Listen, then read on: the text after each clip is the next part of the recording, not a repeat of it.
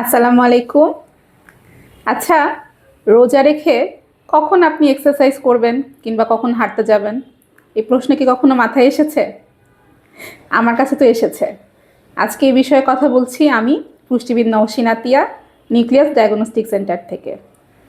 যে জিনিসটি মাথায় রাখবেন সবসময়ই, খুব খালি পেটে কিংবা ভরা পেটে কখনোই এক্সারসাইজ কিংবা কোনো ধরনের হাঁটাহাঁটি, হেভি যেগুলো এক্সারসাইজ, সেগুলো করা যাবে না।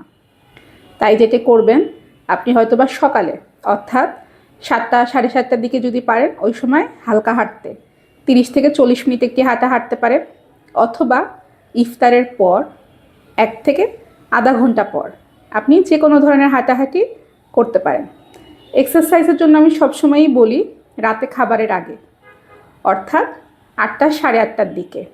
তবে যারা তারাবির নামাজ আদায় করবেন তাদের কিন্তু আল্লাহ প্রদত্তভাবেই এক্সারসাইজ হয়ে যাবে, তাই আলাদা করে এই সময় এক্সারসাইজ করার কোনো প্রয়োজন নেই বলেই আমি সাজেশন দিয়ে থাকি।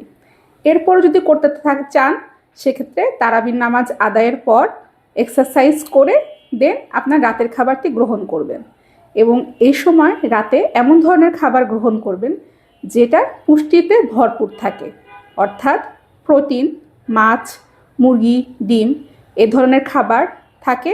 এর পাশাপাশি বিভিন্ন ধরনের ফলমূল কিংবা সালাদ থাকে, যা আপনার শরীরে মিনারেলসের চাহিদা পূরণ করবে এবং প্রোটিনের ঘাটতিও পূরণ করতে সহায়তা করবে। ধন্যবাদ।